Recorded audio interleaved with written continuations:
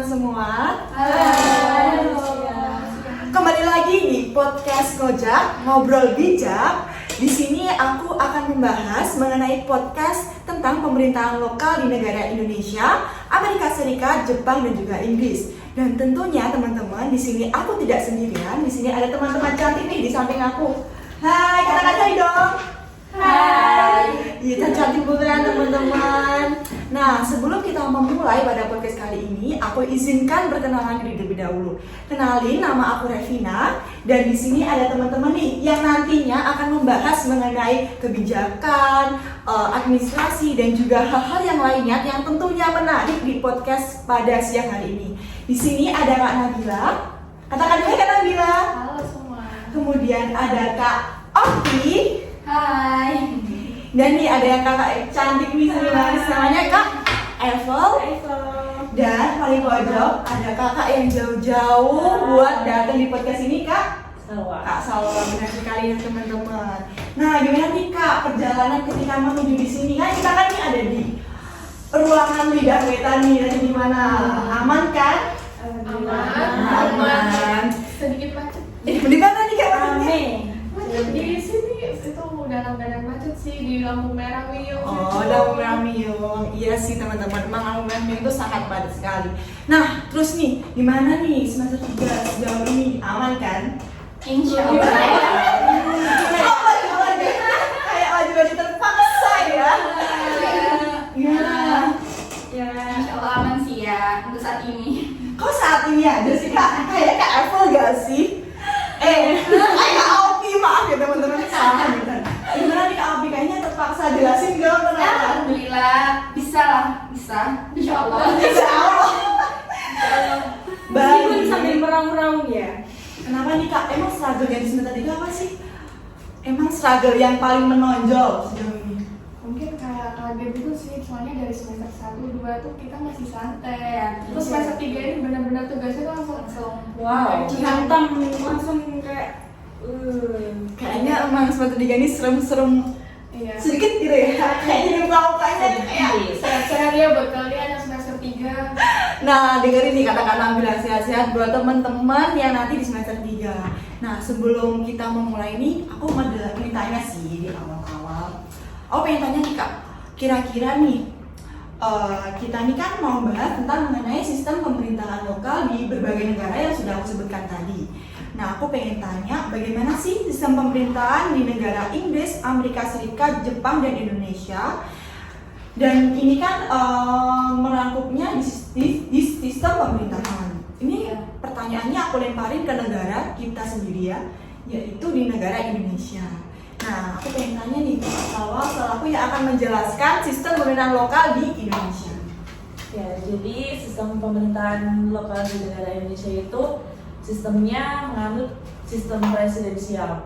Itu artinya kekuasaan tertinggi itu berada di tangan presiden.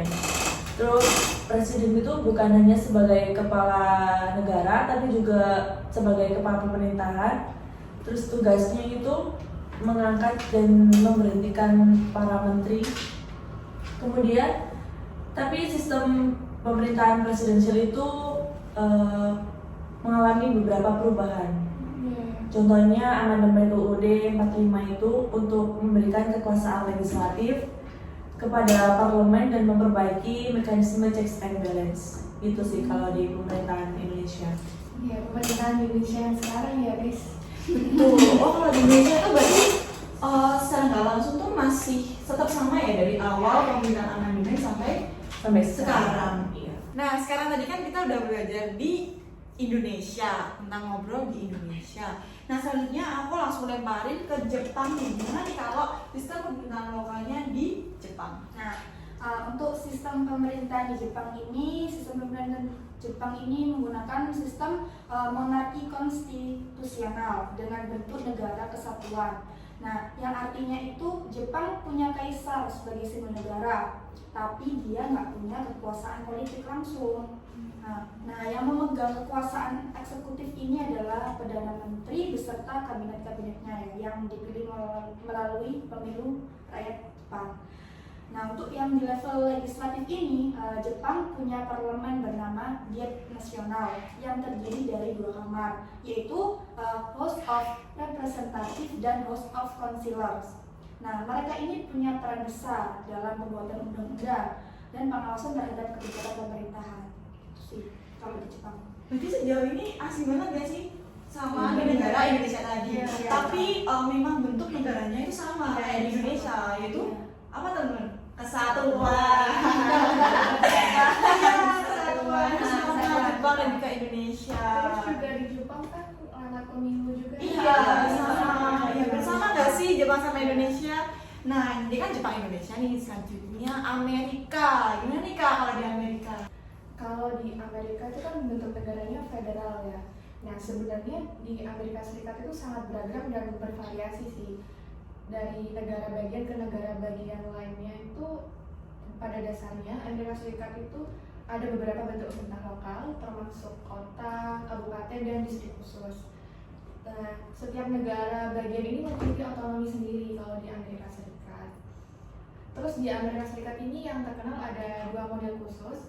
Yang pertama ada Mayor Council dan yang kedua ada Manager Council. Kalau Mayor Council ini wali kota yang dipilih sama warga negaranya gitu, dan wali kota ini berperan sebagai lembaga eksekutif yang ngawasin kinerjanya pemerintah sehari-hari gitulah. Nah, kalau yang Manager Council itu lebih ke dewan atau yang di sini biasanya kan DPR, DPD kayak gitu. Nah, itu yang berfungsi sebagai lembaga legislatif. Kayak gitu aja sih tanggapannya. Tapi itu hitungannya panjang nggak sih kalau dipikir-pikir kayak runutannya strukturnya panjang nggak? Iya, soalnya kalau di Amerika Serikat itu lebih banyak otonominya gitu loh. Jadi jadi itu yang mempengaruhi. jadi itu sih yang menurutku lebih membedakan ya. Kalau di Indonesia kan masih lebih terpusat gitu kan. Iya, betul, Nah, betul. kalau di Amerika ini dari negara bagian ke negara bagian lainnya tuh apa ya, lebih banyak sendiri gitu loh. Jadi kayaknya itu sih emang pusing gak sih kalau di negara Amerika? Enggak. Maksudnya memang strukturnya di Amerika itu lebih, mungkin bisa dikatakan lebih rinci dan betul daripada sih. Lebih terstruktur lah gitu pokoknya. Betul. Nah, selanjutnya yang terakhir nih, kalau di negara Inggris gimana nih Kak? Kalau di Inggris itu nggak kelihatan ya dari adanya Ratu Elizabeth I sampai II. Jadi Inggris memakai sistem monarki konstitusional parlementer, yang dimana raja atau ratu adalah kepala negaranya. Tapi kekuasaannya tuh terbatas teman-teman. Ya, kekuasaan tertinggi di sana itu masih dipegang sama parlemennya, dan sistem pemerintahan di negara Inggris itu unik karena tingkat otonom yang cukup tinggi di berbagai daerahnya. Oh, berarti di negara Inggris sama Jepang itu hampir sama ya? Tapi sama ya, sih. tapi bedanya kekuasaannya dipegang di Parlemennya. Parlemennya. Kalau di Inggris kan ada ratu rajanya. Kalau di Jepang tadi Ya, melalui itu perdana menteri. kekuasaan legislatif dan eksekutif tadi. Oh, berarti kurang lebih ini sama ya teman-teman di negara Inggris dan juga Jepang. Nah, tadi kan kita udah belajar nih mengulik basicnya mengenai dari berbagai negara itu sendiri, dari bentuk strukturnya di negara itu. Nah, aku pengen tanya nih, dengan hal itu pasti kan itu mengarahnya nanti juga keunikan-keunikan yang ada di masing-masing negara dan pemerintahannya. Nah, ini aku langsung nanya lagi nih ke teman-teman semua. Kira-kira kalau di Indonesia itu gimana Kak? Kalau di Indonesia itu sistem pemerintahannya itu uniknya karena gabungin prinsip otonomi daerah dengan tradisi, terus kayak sejarah gitu yang beragam. Misal setiap daerah ini memiliki otonomi untuk mengatur urusan mereka sendiri. Jadi kayak penerapan kebijakan lokal itu sesuai kebutuhan masyarakat setempat. Kemudian keberagaman budaya dan etnis Indonesia itu mempengaruhi cara pemerintahan di tingkat lokal, seperti pengambilan keputusan yang melibatkan tokoh masyarakat dan adat. Terus struktur pemerintahan lokalnya itu banyak dipengaruhi oleh sistem pemerintahan kolonial Belanda yang membentuk lembaga-lembaga pemerintah daerah. Gitu sih kalau politiknya di Di Indonesia. Indonesia. Berarti di Indonesia tuh ya mungkin teman-teman juga rasain sendiri ya, kayak setiap mau ambil keputusan itu pengaruh di budaya dan juga di masyarakatnya itu masih melekat gitu. Jadi kayak pengaruhnya tetap di adat istiadat, terus dan juga kebiasaan juga, dan mungkin pengaruhnya bagaimana sih daerah itu nanti kalau diterapinnya juga. Mungkin contohnya juga ada di kemarin juga dibahas itu kayak di negara di kota Jogja. Iya, Jogja, benar kan teman-teman? Nah gitu. Nah selanjutnya nih, kalau di negara Jepang gimana nih Kak? Nah, untuk di negara Jepang ini ada salah satu yang menarik dari sistem lokal Jepang, yaitu punya konsep yang namanya itu Jichitai. Nah, yaitu Apa itu? pemerintahan mandiri atau otonomi daerah yang sudah berjalan lama. Nah, konsep ini itu berasal dari era Edo, di mana daerah punya kekuatan untuk mengelola wilayah mereka secara lebih mandiri.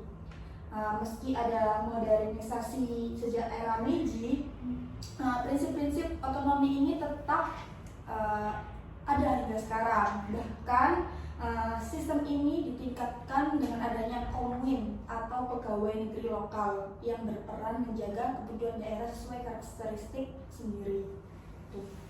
Berarti kalau di Jepang itu bisa didefinisikan bahwa itu lebih itu ya, enggak kayak di Indonesia ya?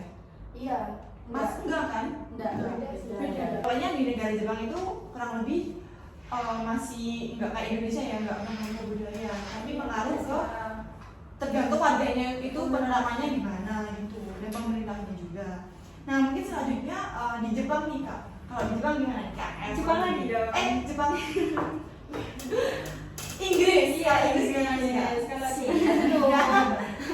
Salah satu yang bikin sistem pemerintahan di negara Inggris itu ada tradisi yang namanya local conchios namanya.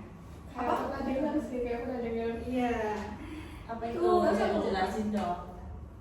Dewan lokal yang telah ada sejak abad pertengahan. Jadi maksudnya adalah di setiap daerah itu masyarakat diperbolehkan untuk memilih sendiri dewan yang akan mengelola urusan lokal di daerahnya masing-masing, teman-teman. Jadi dia boleh milih sendiri. Sama kayak pilkada. Iya, sama kayak pilkada. Jadi sama kayak di Indonesia juga nggak sih? Cuma namanya aja. Cuma namanya aja. Berarti sejauh ini 3 negara ini masih itu ya, masih Sama. membutuhkan masyarakatnya untuk memilih. Nah, jelas betul. Soalnya kan Emang pemerintah ini buat masyarakat. soalnya kan ini ada masih di negara yang masih pemerintah itu masih yang memilih itu masih di struktur. Jadinya kita tuh nggak membutuhkan masyarakat buat kepala pemerintahnya itu sendiri. Mungkin Kayak kalau di enggak negara ada Berarti sejauh ini masih tetap dibutuhkan partisipasi publik. Nah, oke, selanjutnya yang terakhir nih Kak, kalau di negara Amerika itu gimana? Kalau di negara Amerika yang uniknya itu ada suatu hari itu hari demokrasi langsung gitu. Namanya itu town meeting. Jadi warga negara yang udah memenuhi kualifikasi untuk memilih itu mereka bisa berkumpul bersama untuk membahas isu atau isu-isu publik itulah yang untuk memilih pemerintahnya. Oh enggak sih? Berarti Jadi kita ngumpul dulu buat Iya, bahas dulu. Iya, kita ngumpul dulu buat membahas isu atau tentang untuk mengambil keputusan gitulah, untuk memilih pemerintahnya gitu. oh berarti lewat pertama tuh tahapnya di situ dulu. Berarti kita dikumpulin dulu di Iya. suatu hari. Iya. Oh. Jadi kayak ada satu hari tuh yang satu hari demokrasi. Unik sih ini. Buat itu, Oh, berkumpul iya, buat iya, iya. Menarik banget sih. Iya kan? Iya. Terus Ya gitu aja sih. berarti paling unik tuh ketika mau era pemilihan. Iya, berarti di sana tuh berarti dikumpulin dulu. Jadi ya kan kalau di sini tuh yang bisa milih tuh kan udah umur 17 tahun ke atas. Iya. Iya, hampir sama kayak gitu. Jadi warga negara yang udah memenuhi kualifikasi, mereka bisa ikut di town meeting itu untuk membahas tentang pemerintahan itu apa aja kebijakan yang nanti akan diambil atau isu-isu pabrik apa aja yang belum terselesaikan. Jatuhnya itu langsung kita tatap muka nggak sih kayak mengambil keputusan itu atau gimana ya? Iya, Itu biar kan juga. berkumpul Iya. warga negaranya itu kayak gitu. Berarti kalau Indonesia kan itu ya apa namanya? Iya. Langsung. Iya sih, itu bisa dikatakan unik dan bisa dikatakan bahwa keputusan itu memang benar langsung di tangannya rakyat. Iya. Karena kita itu langsung ibaratnya negosiasi ke teman-teman yang memang akan mengambil kebijakan tersebut. Nah, di sini aku pengen tanya nih Kak, bagaimana sih cara setiap negara mengatur hubungan antara pemerintah pusat dan pemerintahan daerah? Kan tadi kita membahas pemerintahan pusatnya nih strukturnya. Nah, selanjutnya kita mau usut bagaimana hubungan antara pemerintahan pusat dan pemerintahan daerah dan adakah yang lebih otonom nih dari hal tersebut tadi? Aku mulai tadi. Kayaknya Indonesia Di Indonesia nggak sih? Iya, Indonesia tentunya di Indonesia kan kita tahu kan ya. Kalau di Indonesia itu mengatur hubungan antara pemerintah pusat dan daerah itu melalui prinsip desentralisasi dan otonomi daerah. Jadi otonomi daerahnya itu kabupaten dan kota itu memiliki otonomi yang luas untuk mengatur urusan pemerintah mereka sendiri. Sementara kalau provinsi itu memiliki otonominya itu terbatas. Terus daerah otonom khusus, jadi beberapa daerah seperti Papua itu diberikan status otonomi khusus. Gunanya itu untuk mengakomodasi kebutuhan lokal yang unik. Gitu aja sih kalau di Indonesia. Ya sih kalau di Indonesia mungkin kita juga ngerasain ya tentang kebijakan dari pemerintah itu sendiri. Apalagi kita ini berada di pemerintahan provinsi nggak sih? Daerah ya itu maksudnya. Iya. Tuh. Nah, selanjutnya aku tanya ke KF itu Kak Opi. Maaf ya teman-teman, aku selalu salah menyebutkan nama karena mereka berdua ini mirip. Mirip juga. Iya, benar. Ya nih kalau dari Kak Opi. Nah, untuk hubungan antara pemerintah pusat dan pemerintah daerah itu, Jepang itu memiliki sistem yang namanya itu sistem devolution yang memberikan pemerintah daerah otonomi lebih besar sambil tetap berkoordinasi dengan pemerintah pusat. Jadi, walaupun kebijakannya itu besar berasal dari pusat, pemerintah daerah diberikan keleluasaan dalam pengaturan kebijakan sesuai dengan kebutuhan lokal. Nah, khususnya di bidang pendidikan, kesehatan, dan pelayanan sosial.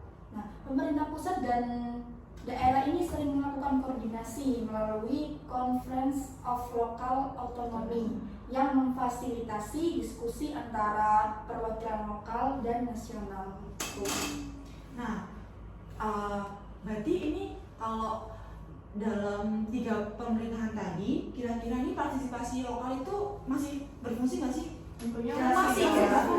Nah, teman-teman, di sini nih apakah juga ada nggak sih partisipasi publik yang aktif atau mungkin sebaliknya di setiap pemerintahan tadi?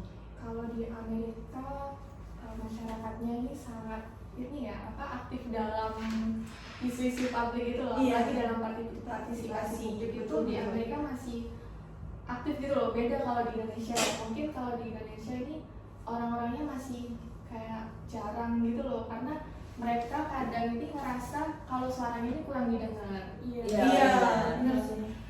Kayak kurang transparan gitu kan. Iya, karena kalau katanya kan kalau di maksudnya mohon maaf kita nggak ada dia tahu tapi kayak memang di keputusan katanya kan keputusan kan berada di tangan rakyat, tapi Iya. sejauh ini masih keputusan di tangan itu ya nggak tahu ya Iya. di tangan itu Tangan aku dia. nggak mau nyebutin ya, mungkin teman-teman udah tahu sendiri sih di tangan siapa. Nah, tapi cukup bisa dikatakan di Amerika ini cukup aktif ya dari peran partisipasi publiknya atau masyarakatnya itu sendiri. Nah, cukup teman-teman semua ketika menghadapi keputusan berada di tangan masyarakat dalam pemerintahan, pasti kita juga memprioritaskan terhadap kesejahteraan. Bagaimana sih pendekatan di setiap negara ketika dihadapkan dengan isu-isu seperti pendidikan, kesehatan yang menyangkut tentang kesejahteraan, atau mungkin ada program yang berinovatif yang mungkin bisa dicontoh. Kalau dari Indonesia gimana nih Kak?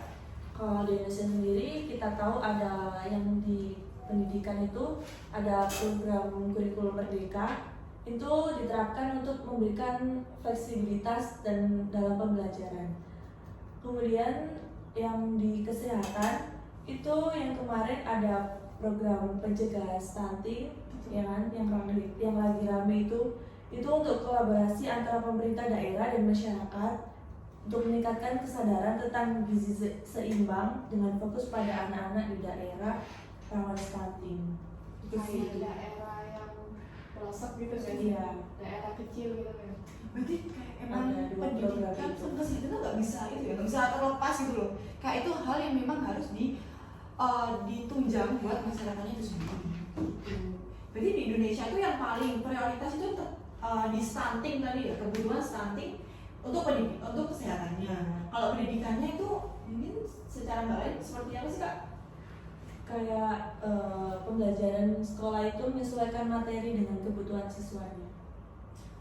Apakah itu ngaruhnya di setiap bahasa nggak sih? Kayak setiap daerah beda lagi ya? Gini sih ya, kalau Gimana di sih? Indonesia kan sekarang kan ada kurikulum merdeka. Oh, Beda terus. sama dulu itu kan belum ada kurikulum merdeka yang apa ini kita mahasiswa itu ya udah belajarnya tuh di kampus gitu doang. Iya. Nah sekarang kalau ada kurikulum merdeka itu mahasiswa kalau sudah semester 5 ya, Ya, itu itu mereka di- tuh keluar kampus keluar kayak gitu. kampus. Jadi KKN. Oh, berarti tergantung. jadi ada program-program kayak wirausaha merdeka itu Oh, juga gitu. ada. Jadi mahasiswa ini difokuskan untuk lebih siap dalam bidang pekerjaan. Ya nggak kaget nih ya. Berarti ya kayak di univ kita sendiri di UNESA tentunya itu kan kayak tergantung dari univnya kebijakannya juga dan Iya. kita melihat dari potensi di teman-teman sumber dayanya juga di situ. Ya, itu contoh Oh, yang jadi dari gitu ya. perguruan tinggi. Tinggi. Begitu. Nah, kalau pendidikan dan kesehatan itu di Indonesia kan pasti itu menjadi prioritas ya, itu sudah menjadi program yang telah diterapkan dari beberapa pemilu kemarin dan juga tentunya di presiden di tahun 2024 sampai nanti tahun ke 5 tahun ke depan. Nah, ini kan pasti isunya juga menyangkut pendidikan itu paling tertinggi itu di Jepang. Nah, nggak sih, nggak sih. Ya, Biar Indonesia bisa nyontoh iya. Gimana nih? Nah, kalau di Jepang sendiri itu kalau di pendidikan ya, Jepang itu punya inovatif ya, yang namanya itu Komintan, nah, atau pusat pembelajaran masyarakat yang menyediakan pelatihan bagi semua usia di komunitas mereka. Nah, Komintan ini tuh sudah ada sejak lama dan mereka itu punya tujuan untuk membangun masyarakat yang inklusif dan edukatif. Nah, kalau untuk di bidang kesehatan, Jepang itu juga punya kebijakan yang mendekatkan layanan kesehatan ke masyarakat lewat yang namanya itu ada namanya Hokenjo atau pusat kesehatan publik. Nah, di sana itu masyarakat itu mendapatkan pemeriksaan kesehatan rutin dan edukasi kesehatan dengan biaya rendah ataupun bisa gratis di sana itu. berarti di sana tuh kayak masih nggak menghargai tapi kayak memprioritaskan mungkin iya kesehatan pendidikan, tapi lebih Indonesia kan hitungannya udah menjual ya, tapi kayak di sana kayak lebih nggak sih lebih lagi. Makanya banyak banget teman-teman di media itu kayak Indonesia tuh masih harus belajar di negara Jepang. Itu memang bener banget karena tadi beberapa hal udah dijelasin di KOP, kayak masih kesehatan gratis dan lain sebagainya, pendidikan juga ada dilatih, nggak beda sih, tapi kalau di Indonesia kayak harusnya kurang lebih seperti itu teman-teman. Nah, setelah beberapa pertanyaan tadi, kita kan ibaratnya udah diskusi banyak dan juga panjang banget. Nah, ada nggak sih contoh kolaborasi internasional di antara pemerintahan lokal dan di negara lain, atau mungkin ada proyek atau beberapa inisiatif yang menarik menurut teman-teman yang ada di sini sesuai dengan negara kalian masing-masing? Aku mulai dari Kak Evo. Gimana Kak Evo? Kalau di negara Inggris ya, Betul, gimana Kak Inggris? salah satu contohnya itu ada proyek yang namanya Sustainable Cities. Proyek ini tuh melibatkan beberapa kota di negara Inggris dan Eropa. Tujuan dari proyek ini itu berbagai praktik terbaik dalam pengelolaan kota berkelanjutan, termasuk transportasi ramah lingkungan dan pengurangan emisi karbon. Jadi kayak mengelola gitu. Itu kotanya ya. Iya, di beberapa kota di negara Inggris dan Eropa. berarti kolaborasinya dengan negara Eropa. Berarti itu ke manajernya ke arah ramah lingkungan nggak sih? Iya, ramah lingkungan sama ramah lingkungan. Iya, jadi tetap di ramah lingkungan ya dengan negara Eropa. Nah nih kalau di negara Amerika gimana nih Kak? Ada di negara Amerika. Jadi di negara Amerika ini ada namanya apa, sister city. Iya. Nah, Loh. Amerika juga menjadi Iya, sama. sama. Jadi di negara Amerika ini, kota-kota di negara Amerika itu ngejalin hubungan kerjasama dengan kota-kota di negara lain. Jadi biasanya kan kalau kerjasama itu dari negara ke negara. Nah kalau ini tuh kotanya yang ngejalin hubungan sama kota di negara lain. Nah tujuannya kan biar ya masing-masing kota ini jadi biar kalau di organisasi itu namanya studi banding gitu sih. Oh, Jadi kita bisa belajar dari iya. kota lain gimana sistemnya kota Jepang misalkan Iya, dari Betul, kota gitu dari Jepang. Berarti itu nggak keseluruhan dari setiap, kan negara kan banyak kota, banyak beberapa peracunya ya. Iya. Nah itu cuma beberapa kota doang atau gimana nih? Atau mungkin hanya beberapa yang bisa dijalin kerjasama sama negara Jepang atau gimana? Iya, kayaknya Beberapa kota sih ya. Kalau di Jepang itu salah satunya itu kota Kyoto.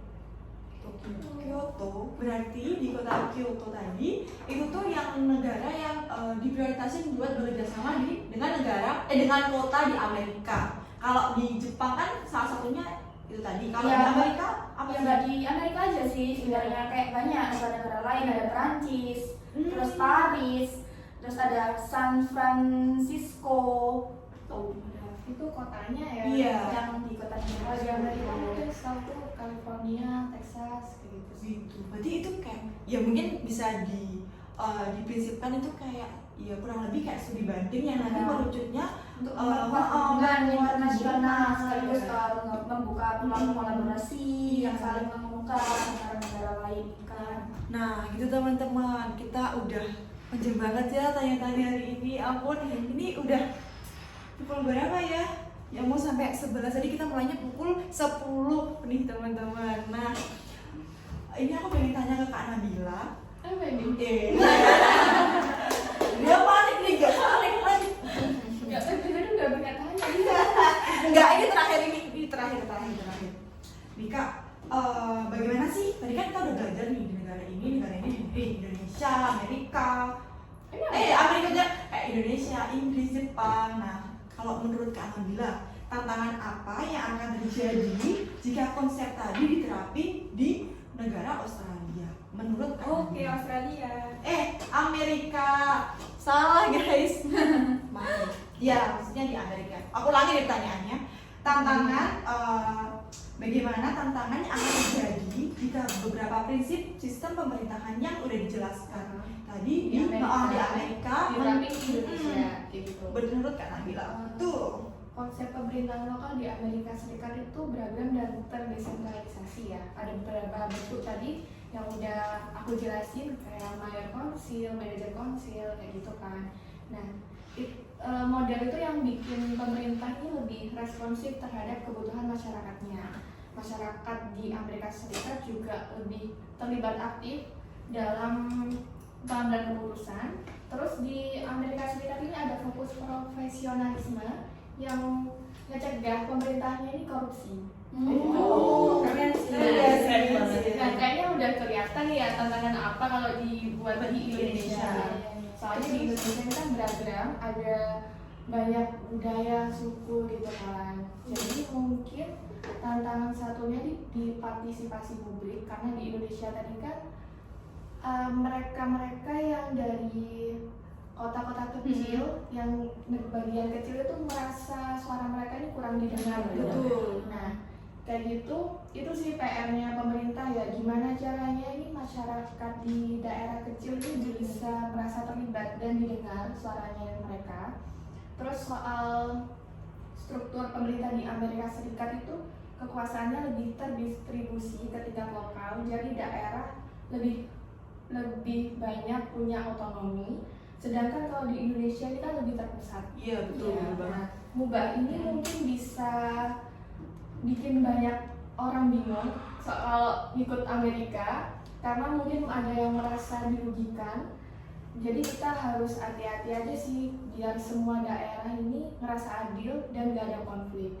Terus ya di Indonesia kayaknya lebih butuh ini orang yang lebih paham dan terlatih untuk menjalankan pemerintahan. Soalnya kenapa? Kan masih banyak pemerintah yang korupsi. Iya, Ya, betul. Masih betul. itu kayak menyinggungnya korupsi itu kayak di akhir-akhir ini masih panas gak sih? Soalnya banyak banget korupsi yang tertangkap. Ya, nah kalau di Amerika kan tadi kan ada yang fokus profesi, Iya. yang untuk mencegah korupsi. Jadi ya mungkin pemerintah ini lebih butuh banyak pelatihan aja ya biar pejabat lokal ini bisa bekerja dengan baik dan efisien. Nah teman-teman, ini itu tadi sih yang jadi bisa dikatakan kalau Indonesia itu sebenarnya perlu banyak perbandingan dengan negara lain yang nantinya bisa kita ambil dan kita terapkan di negara Indonesia. Tentang kayak tadi korupsi kan kalau di negara Amerika itu tadi sudah menjadi hal yang tidak umrah dan ada fokusnya sendiri kan, sedangkan Indonesia masih difokuskan di akhir-akhir ini seperti kayak adanya pemilu dan lain sebagainya. Dan podcast kali ini aku tutup ya teman-teman. Aku memohon maaf jika ada salah kata atau salah ucapan ketika aku berpodcast pada siang hari ini. Dan di sini aku perwakilan dari teman-teman juga mau memberikan informasi bahwasanya memang setiap negara itu memiliki keunikan dan juga kolaborasi dengan berbagai negara yang tentunya untuk menunjang negara itu tetap Maju. betul sekali. Dan tentunya itu juga tergantung bagaimana budaya dan juga sejarahnya di negara tersebut. Dan podcast siang hari ini aku tutup dan sampai jumpa di Ngojak part selanjutnya. Bye bye.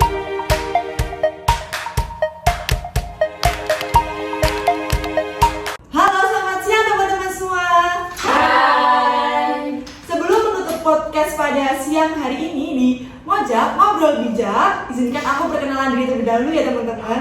Perkenalkan, aku Revina Yunda Hajarini dengan NIM akhir 261. Aku Nabila Azrian Nurifan dengan NIM akhir 253. Aku Apelia Dina Kasari dengan NIM akhir 270.